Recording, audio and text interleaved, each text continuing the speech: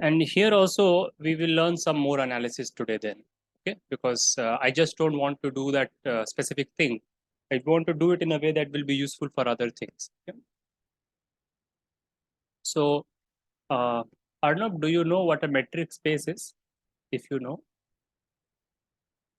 A metric space is basically a space where we just mean the distance d. Perfect. Aryan, you also know metric space? Yes, sir. Okay. So then we will talk about this in the context of metric spaces. Then you'll see, you'll end up proving a lot of things, small things. Okay.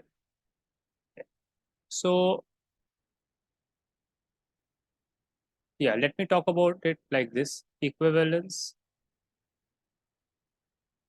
of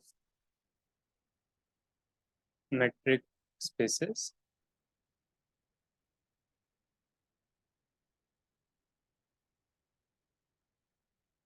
Yeah, this is a finer this is a finer thing than something called homeomorphism of topological spaces. Okay, means that this implies that, but that we are not doing right now. We'll just look at equivalence of metric spaces. Right. Okay. So in this, what we will do is we fix x. Okay. Fix x just a set. Okay. And on x, let's say that there are two metrics. One is x comma d, and one is x comma d prime.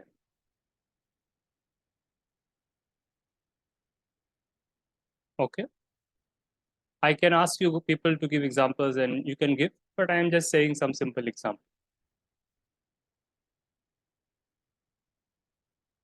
In fact, the example will be about norms only. So you can take x to be R2. You can take the d to be, let me, if I just write this, people very well understand what I mean. Okay. This thing.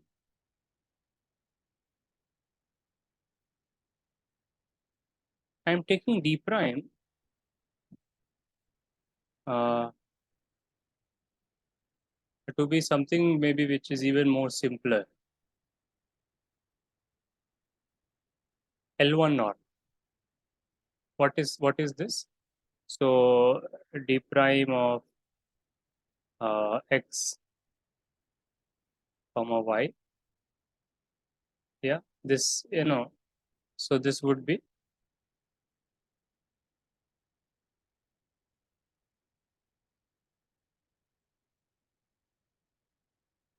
okay. Yeah, you can check that this is a metric. That's an immediate homework. That check that this is the metric. I will not even say it's a homework, that you should check. Note it down and check it. So we have two. This is called L1 and this is 2, right? Because 2 mein kya hota hai? This becomes 2 and then there is a square root. And when it is 1, then it is 1 and there is a 1th root, but we don't. So I'm erasing that.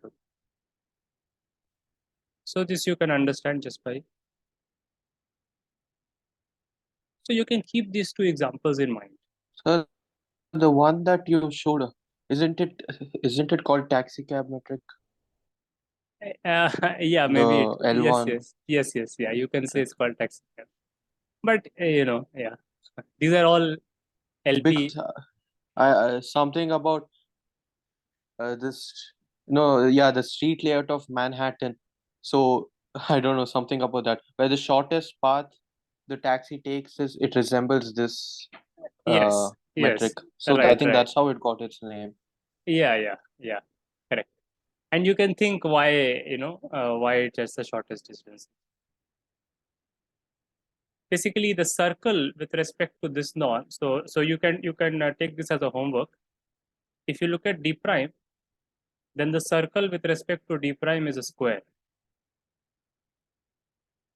right? So what do I mean?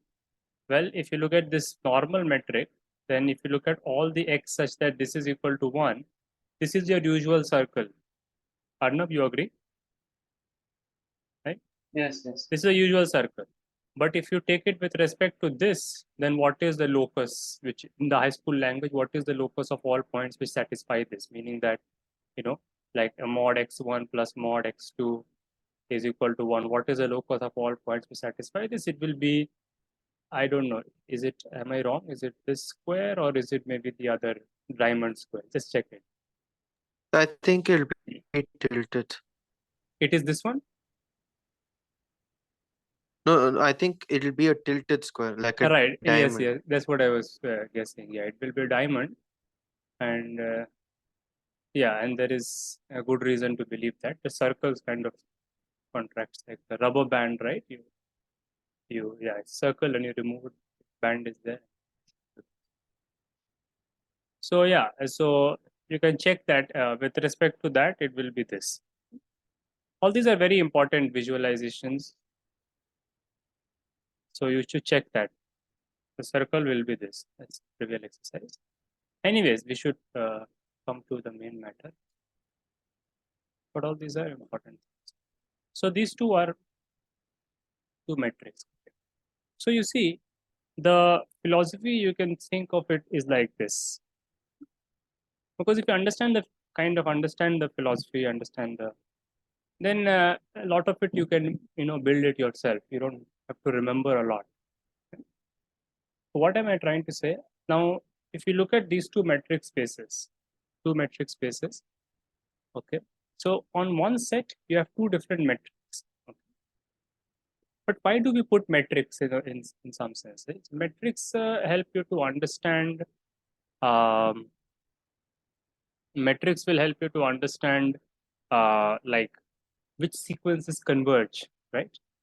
Whether a sequence. So if you take a sequence, X1. So this is just some motivation. If you don't need it, you should tell me. Okay. So this is some this thing. Let's say it converges to X. But when you say converges to X, obviously you need a metric, right? Converges to with respect to D or D prime. Okay.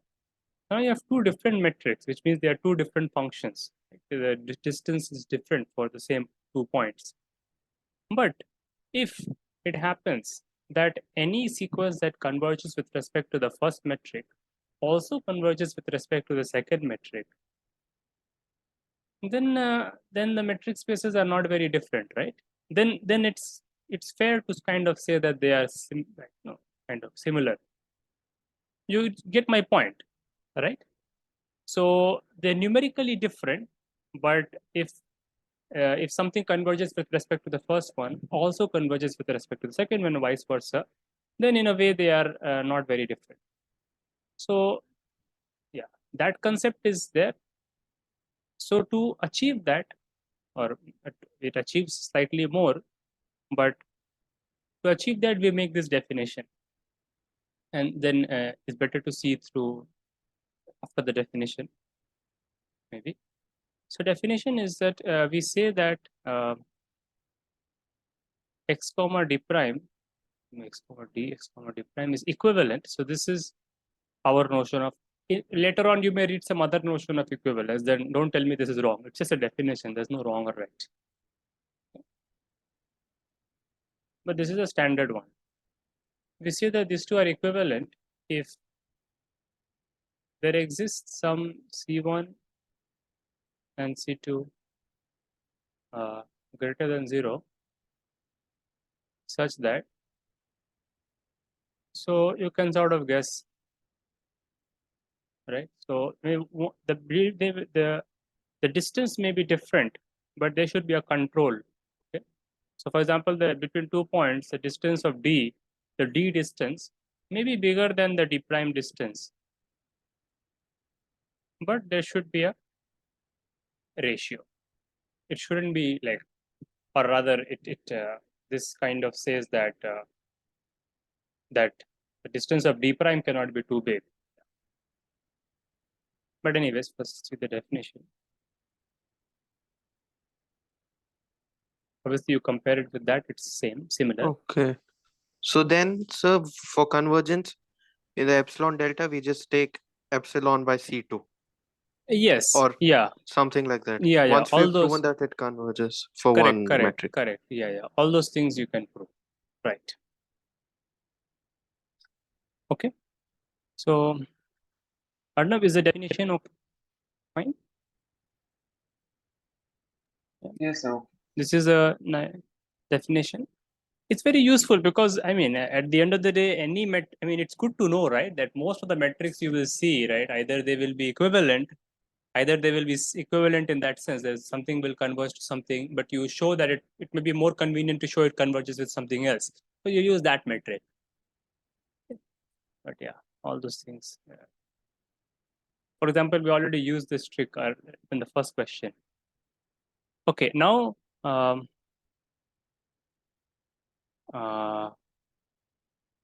yeah.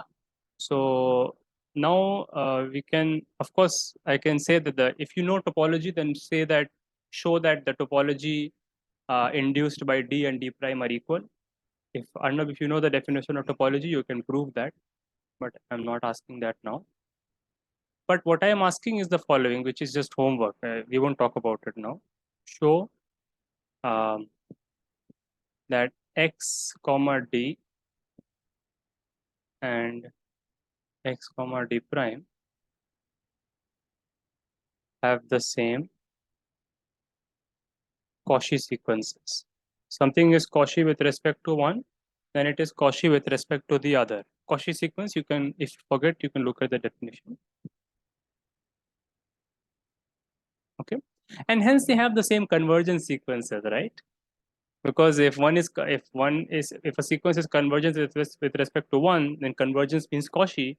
So then it's Cauchy with respect to both. But yeah, okay, yeah. Let's see. So yeah, but if it is Cauchy with respect to the second, uh, it doesn't imply that it will converge, but in this case it will. So let me take that as another homework. Same Cauchy sequences and same convergence sequences. Yeah, actually you will need this separately. If I assume the space is complete, which is the case in R2, or Rn, whatever, I mean, all the spaces you will look mostly will be Cauchy and complete are same. A Cauchy and convergent are same. Cauchy means convergent, convergent means Cauchy. But in general, to prove, it's better to prove it separately. In fact, the proof is cleaner. So show this. So how do? You say one sequence is Cauchy with respect to D, so it's Cauchy with respect to D prime. And vice versa, you don't have to show. Okay. But right. And more importantly, this, yeah, maybe I should have written that first. Show, please do this, okay? Show that this is an equivalence relation. Being able to show something is an equivalence relation is the most important skill in algebra. In a way, okay. You define something and show that it's an equivalence relation, okay? And then later on, you show that it's a congruent relation. Equivalence and respects all that is cosets and so on, right? And people remain uncomfortable with cosets throughout their undergraduate years because they don't want to handle like equivalences and so on. But you should get comfortable with it. That's very important. So show that this is an equivalence relation. Then then half the job gets done, right? If you show that something is Cauchy here, it's Cauchy there, you don't have to show the other way, right? Yeah, because yeah. So this is the thing, right? So let me just see if there is something at at an elementary level which I want to say, which I might be missing. So let me read a little bit.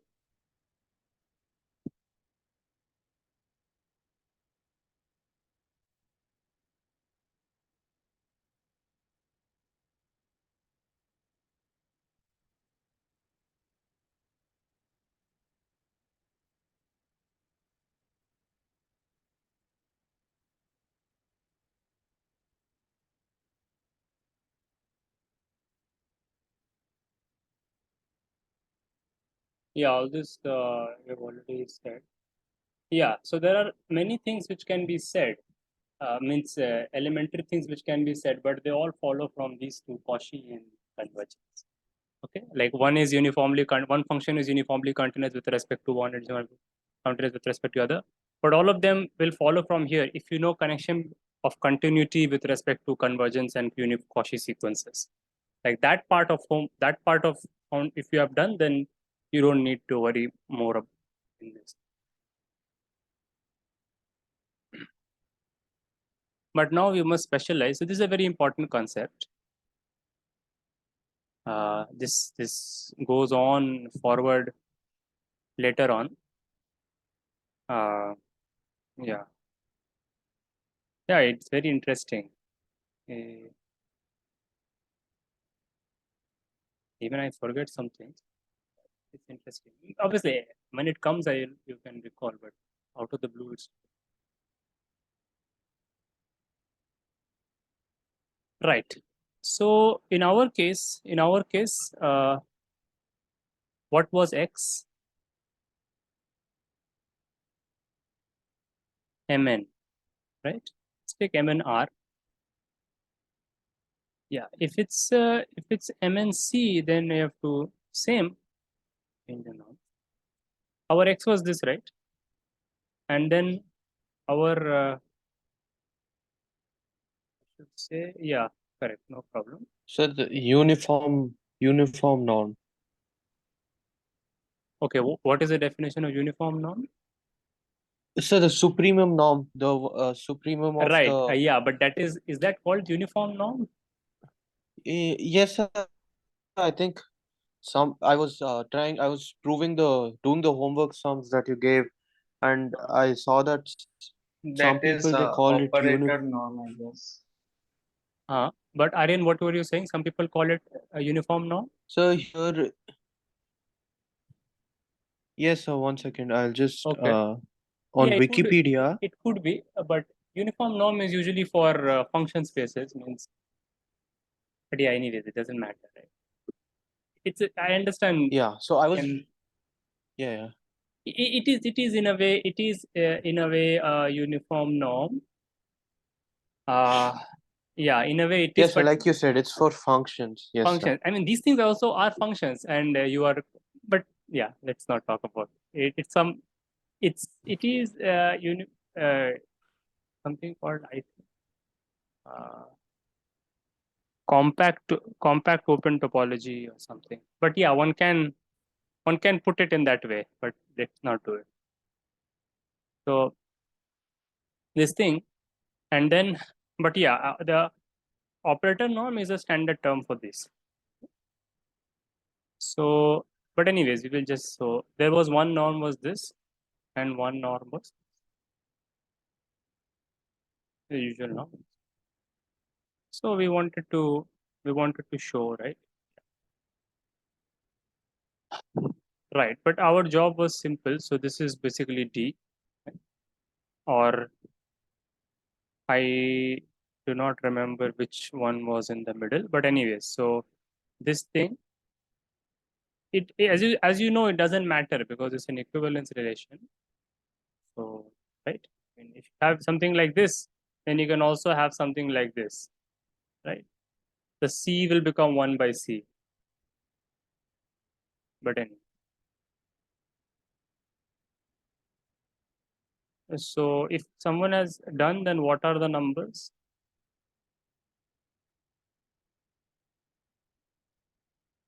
So the other one was one. We saw that.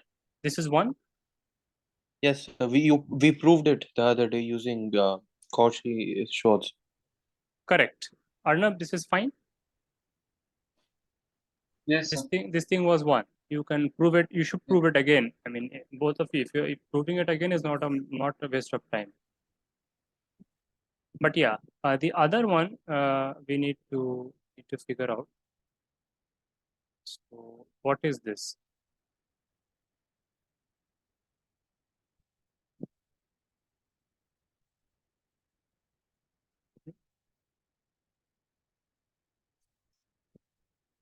So as you can understand, The good thing about norms here is that they have arithmetic. So you can always just take a point, meaning that instead of a minus b, you can just write this as c, right? You don't have to consider 2 points, right? Two matrices. That's a good thing. So I think like you said, it'll be root n, 1 by root n, something Yes, like that. yes, but yes, let's check it explicitly. What? Okay, so this too many c's. But d is also not good. Thanks. Yeah, so this one we should. So let's do it properly. Let's see what it is.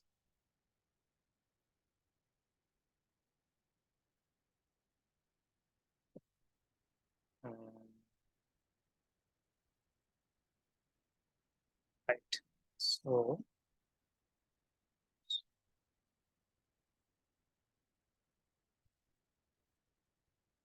yeah, so you can write.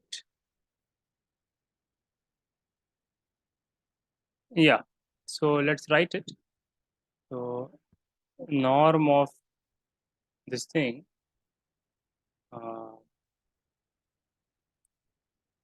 This is square root, right? Square root of norm, like this. I am just writing it in a little, maybe unorthodox way, but just you understand it.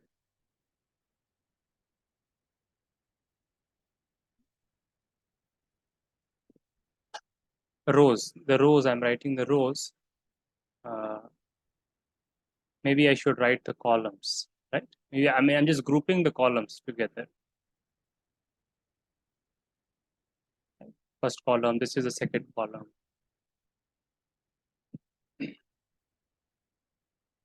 Now what?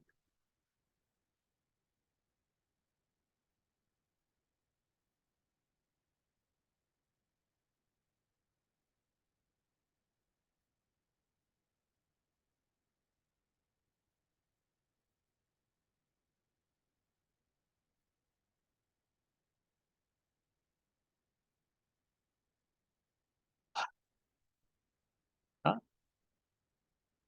So I will, I will want to, so focus on one column, please, okay?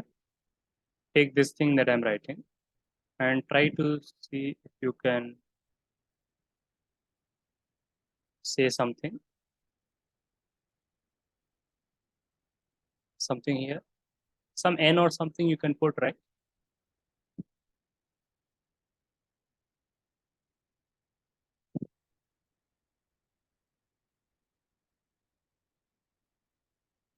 Or is this wrong?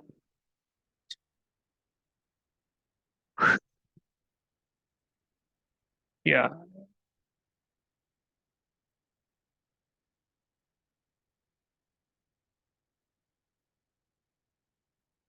yeah,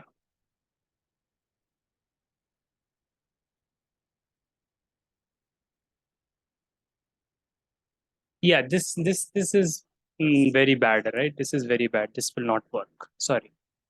You can see why this will not work. Some positive negative cancellation. You can never bound it like that. I think.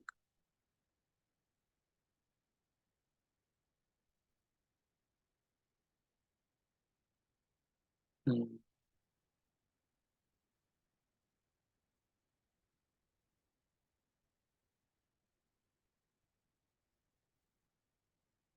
Yeah. So these squares and square roots are always bigger. It's easy to show they are bigger than something.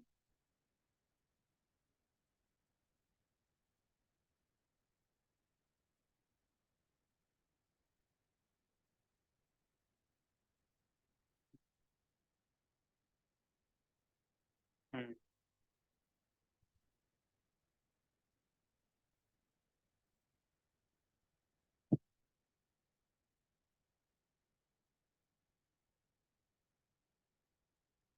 Let's think. We should think as long as possible.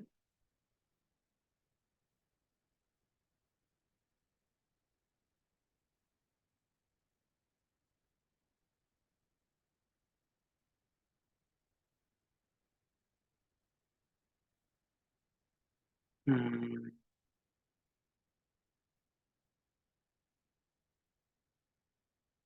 Hmm.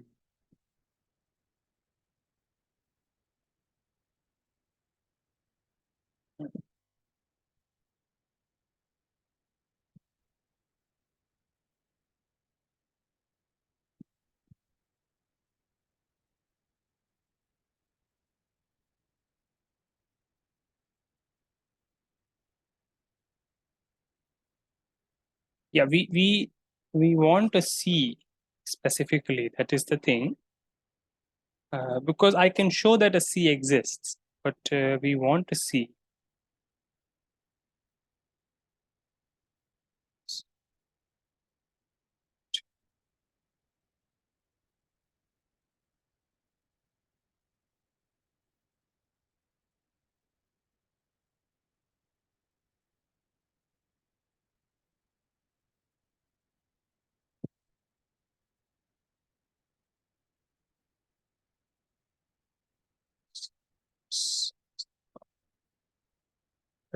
This is bigger than uh, hmm, bad.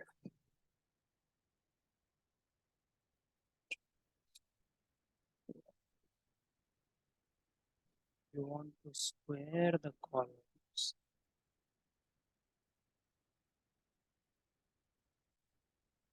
Okay. See. Okay. Sorry, I think I'm making some mistake. Right. It is not difficult. So if you look at this quantity, yeah, I was thinking in the wrong way. So you see this thing, what is this thing? This thing is simply the norm of the first column, right? The two norm of the first column. Fine.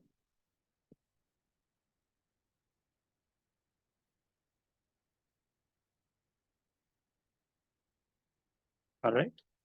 So if this is just the or maybe it's the square of the two norm of the first column, but then you know that this is less than the operator norm because this is Oh, because it's the supremum. yes, the operator norm is a supremum, right? Because this is x times that 10000, right? That thing, right? And so this is less than the operator norm, square of the operator. Arnav, is this correct? Yes, sir. Right. And now you can do. Now you just sum it over all the things. So basically, this thing will be just this will just become n times, right? Because you just repeat that process. So this thing will be less than root n, right? So yeah, that is what. Yeah, I was thinking something wrong.